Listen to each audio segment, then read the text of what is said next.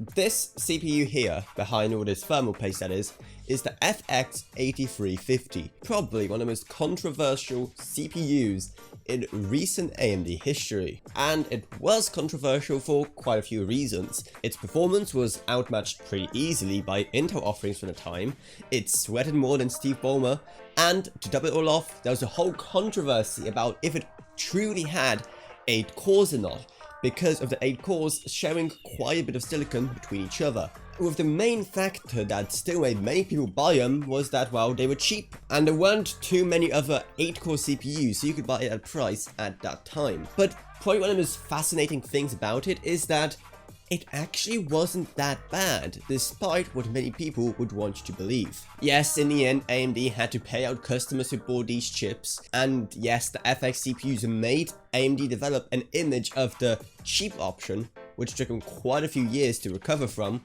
but after all of that, these weren't actually that bad as many people believe. In fact, this was the heart of my PC all the way from 2013 to the release of Ryzen 3000. But why take my word for it, I guess? Let's pop it in and let's do some benchmarking. So you can see that this CPU is, well, let's just say a tad bit underestimated. So this benchmark we have right here is pretty much the same PC I've ran since 2013 until the 3rd gen Ryzen drop. So the PC that made sense back in the FX days.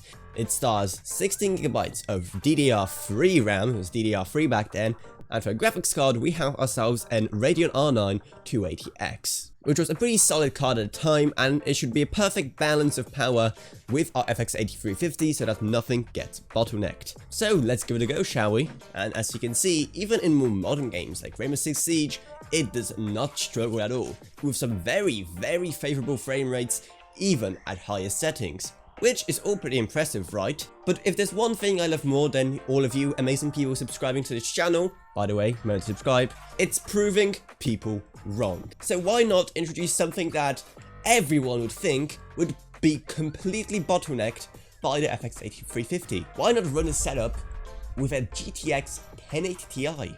Yes, the 1080 Ti, it needs no introduction, the Pascal beast. And as you can see, the performance does go way up. And as you can see, running it with the 1080 Ti, the graphics card from my own main PC makes a huge difference. And granted, we are being bottlenecked quite a bit here by the FX-8350, but it's so amazing what kind of performance you can get out of it. If we compare it to something that won't be bottlenecking it as much, say a Ryzen 7 3700X, which I have on my main PC, but hey, if you wanted to say have a 4K gaming rig on a budget, one of these would be a great option, because as you can see, the difference between the two in 4K with a 1080 Ti is barely noticeable. That's how GPU bound 4K is. And by the way, if you guys are interested in running 4K on your PC, then I'm going to have a whole video soon showing exactly how easy 4K can be to run. So definitely subscribe to this channel so you don't miss that. So, as we established, this graphics card, the Radeon R9 280X, wasn't even the main bottleneck in that system.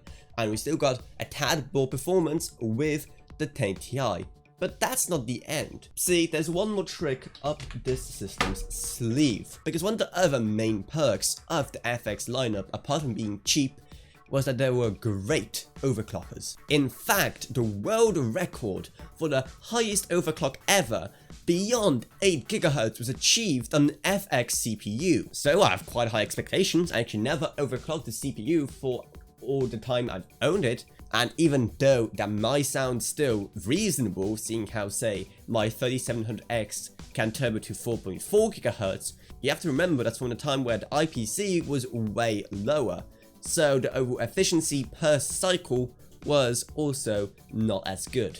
So let's try overclocking it, shall we? I'm actually curious to see what kind of overclock we can even get away with on this ASUS M5A97 board we're even using on this thing. So let's give it a go. So as you can see, despite its bad reputation, the FX-8350 is still able of pulling off some pretty impressive numbers, right? And that's despite its age, despite the bad PR, despite the high temperatures, it still manages to pull off a decent gaming experience even in 2020. So hopefully after this video you can prove all the naysayers wrong. You can show them that this CPU is actually not that bad. And hey, if you feel like thanking me for making you more enlightened with all this knowledge about the FX-8350, maybe consider checking out my Patreon down in the video description below, as even $1 a month goes a long way in helping out my channel. And also I'd love to take this opportunity to thank my Patreon, LKB, for supporting the channel. Thank you ever so much. Down there you also find a link to my Discord if you want to talk to me about this or whatever else really. And down there you also find our Amazon links, because anything purchased through those does also help out the channel, because you don't pay anything extra and we get some money, so it's a win-win. But anyway, that's really it, so I hope you enjoyed this little video. If you did, remember to subscribe, like, whatever, and I'll see you all in what I make next. Goodbye everyone, goodbye.